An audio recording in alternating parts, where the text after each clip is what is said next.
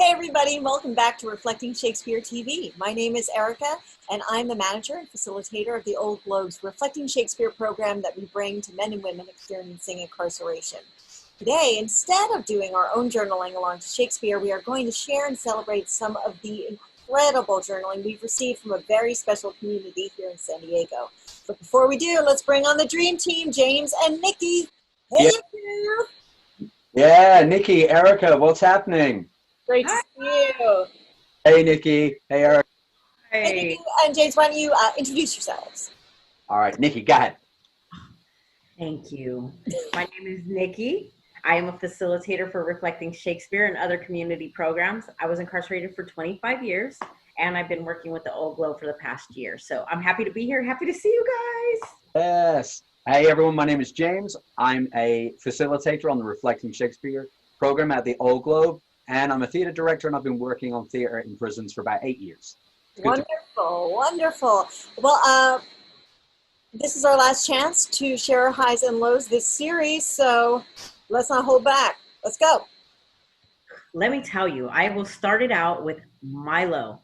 I have been looking for these roller skates for I don't know how long. They are sold out everywhere in San Diego, and the waiting list is like 12 weeks. It's driving me crazy trying to get these roller skates. I want to be on the boardwalk skating. Anyway, my high though is that I'm super grateful and that I'm in this free world and I even have the ability to go to the boardwalk. So thank you. Right on. Thank you, Nikki. All right. So my low is at the start of all this situation that we're in the world right now.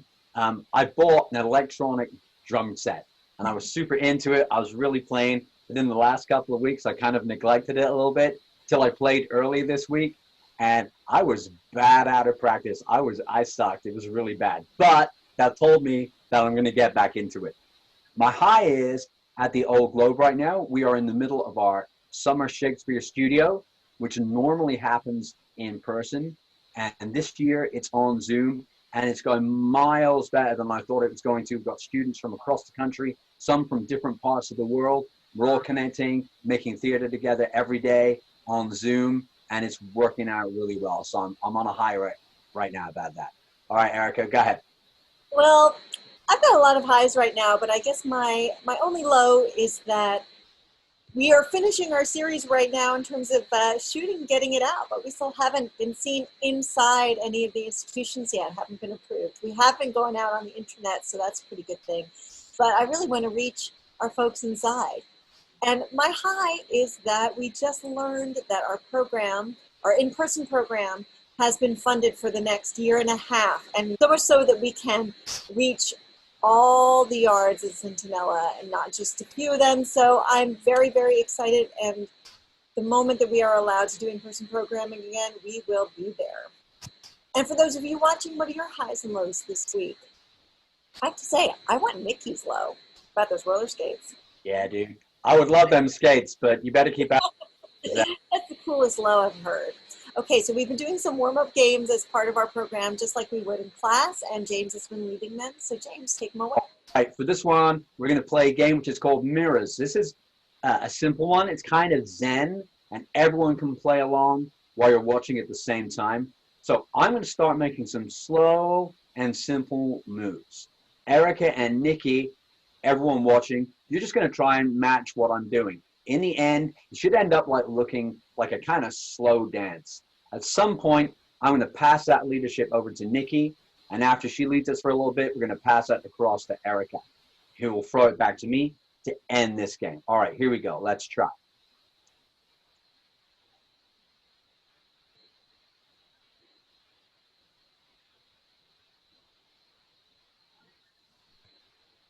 There we go. I'm going to do a little bit more. Yeah, and now I'm going to pass it over to Nikki. Yeah, she's got it. All right, Nikki.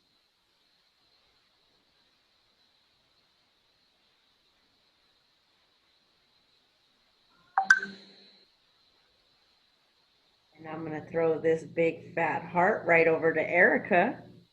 Okay, I got it.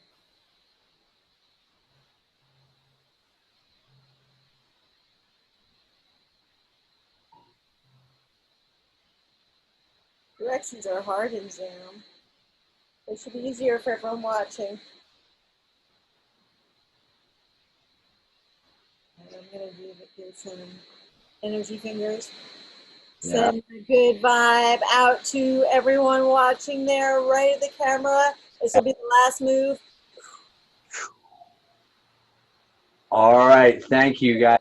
Playing with us. We really appreciate that. Nice. All right, Erica, take it away. Well, now that we've warmed up a bit, let's get into the heart of the program. Let's do it. Well, as I said, today we're not going to look directly at the Shakespeare scenes, but instead share some of the writing we've received on the reflective themes from some of the scenes we've seen in this series. I'm super excited because these amazing poems and essays came from a classroom of justice-involved youth in San Diego. James and Erica and I were fortunate to meet these resilient youth in an online classroom last month. And let me say, they were amazing. Yeah. I also want to give a special shout out to their teacher, Amy Trevino, who's always incorporated the arts in her classroom. She cares deeply about all of her students. I'm looking forward to working in her classroom, whether it's live or online, in this next upcoming year. All right, so now it's time to announce the next exciting part of this finale episode. We have some special guests with us to read this original reflective writing, and they are three amazing artists here at the Old Globe, and they're part of the Reflecting Shakespeare family. So I would like to welcome Ariel, Gil, and Mickey. Hey, you guys! Hey everyone, how you doing? Hey, Wow, man, it's been a minute. My name is Gil. I'm a playwright, poet, DJ, and musician. I'm Ariel. I'm an actor and teaching artist. Hey, I'm Nikki. I'm a hip hop artist and playwright and a teaching artist. Hey! Hi guys, it's so good to see you. Guys, long time no see. Glad you can join us today. Awesome. So these first pieces we're going to hear were responses to a section of Romeo and Juliet. Juliet is frustrated because she's in love with a boy from a feuding family. And because his last name makes their love forbidden, she's wondering what's in a name. A rose by any other name would smell as sweet. So we had a writing prompt that explored how we are named or labeled by how we seem on the outside as opposed to how we really are on the inside. So the prompt was, they call me blank, but I am really blank. So let's hear them, guys. They call me heartless, but I'm really just playing fair. They call me hard-headed, but I'm really not good at listening if it's something I've already heard before. They call me disrespectful, but I'm really only giving what is given to me. They call me mean and a troublemaker, but I am really a good person who stays to myself unless my family is messed around with. They call me slow, but I am really processing your sentence. They call me insensitive, but I'm really kind and caring. They call me heartless and mean, but I am really caring and respectful. They call me the B word, but I am really a caring person.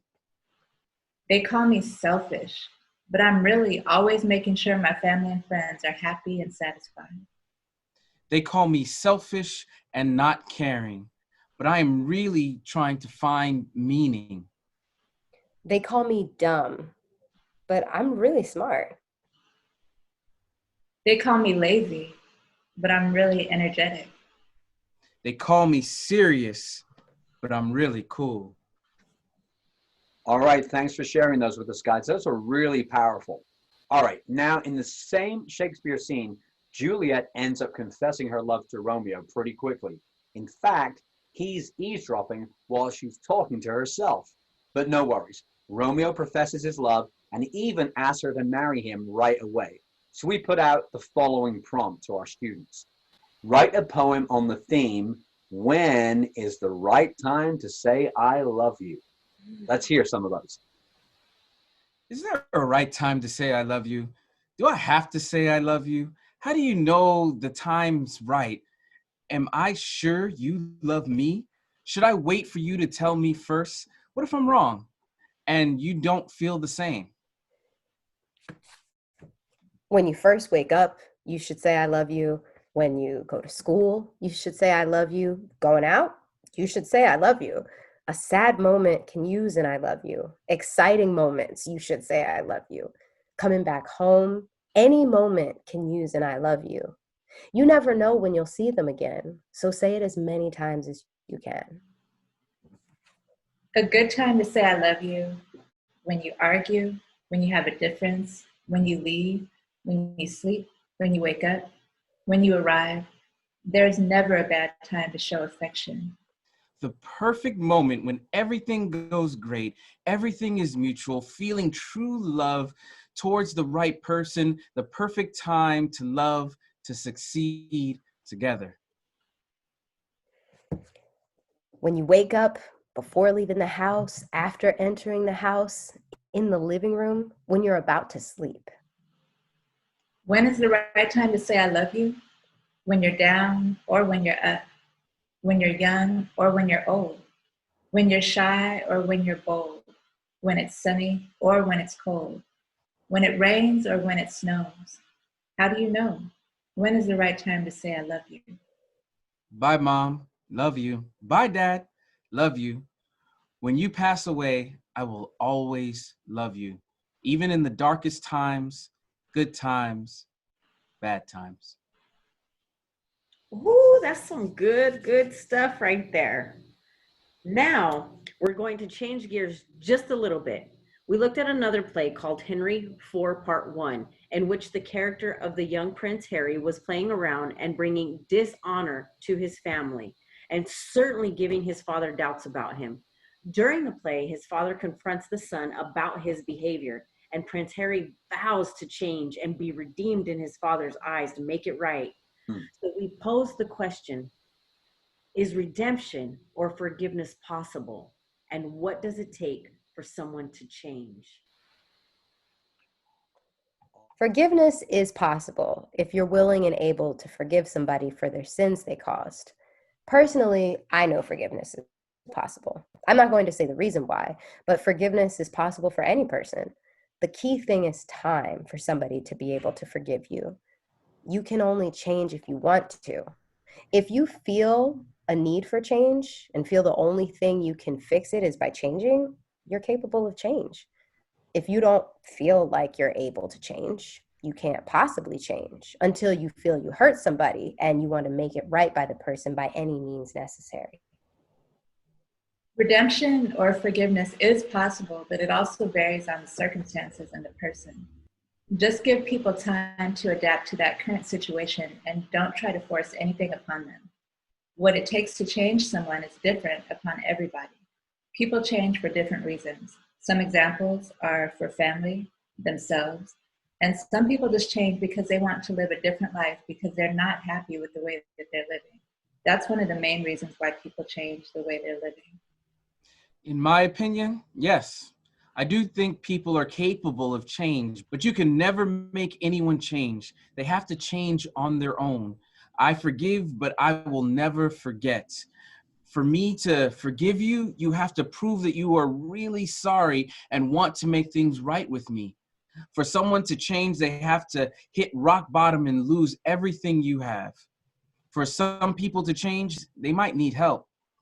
Like some people with a drug and alcohol problem need to go to rehab for help. Other people with anger issues need therapy and counseling to help them. It takes a lot to let me forgive you.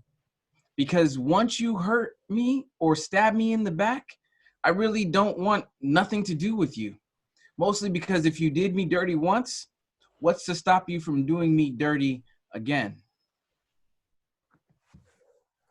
I think forgiveness is possible because a lot of people always make huge mistakes and it can always be fixed. To have someone to change is to help them out a lot. Teach them what is right and what is wrong. They will have to go through consequences that might be worth it. I know as a person, I've changed a lot. Every time people make a mistake, they have to deal with consequences and get taught what is right and what is wrong. But I think it will always be okay to forgive, but not forget. Yes, redemption and forgiveness are possible, but it depends on the action. The key for someone to change is time and patience.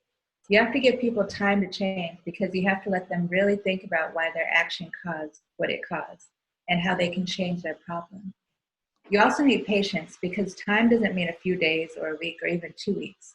It can even take months, sometimes even more, for you to even see the tiniest bit of change. Also, the person has to want to change because if they don't want to change, they may change it first or for a little bit, but they'll go back to the same person they were before. Yes, forgiveness is possible. It takes time for someone to change. Honestly, you have to take each step one by one and not rush things.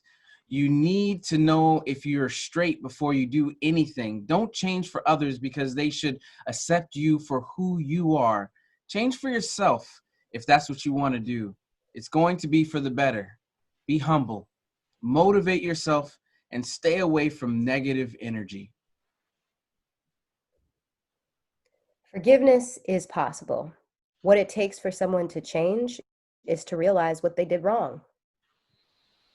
I absolutely love hearing from these students. Anytime we can amplify the voices of the youth, it's a good thing. But especially for these youth who have been bombarded with the messaging that society doesn't want to hear their voices or that they are not good enough. I just want to applaud their tackling these writing prompts with such honesty and vulnerability, and they showed up.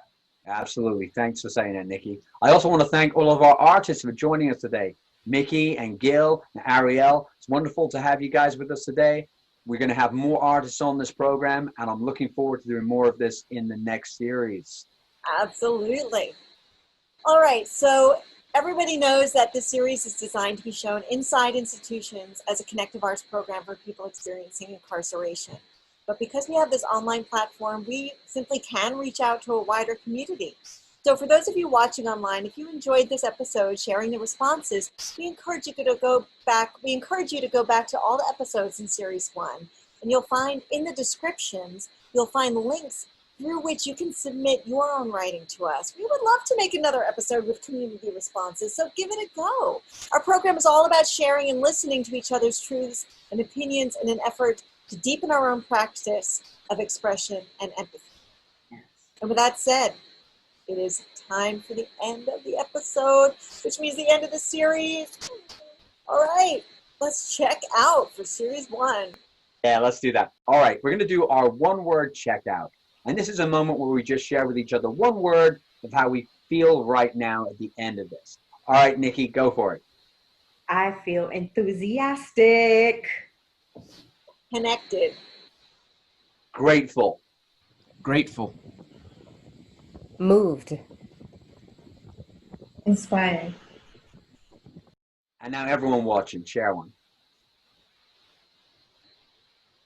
Awesome. Thanks, guys, so much. We love when you guys share and participate with us. Okay, so I'm going to count us out, and we're all going to clap together. I'm going to say 1, 2, 3, and we're going to clap on that fourth beat with perfect timing and precision, as we always do. Always. Ready? 1, 2, 3. Perfect. Perfection. All right. Thank you to all of those who followed this series. We really appreciate connecting with you during this time. Bye for now. Thanks for watching. See ya. Bye. Stay safe.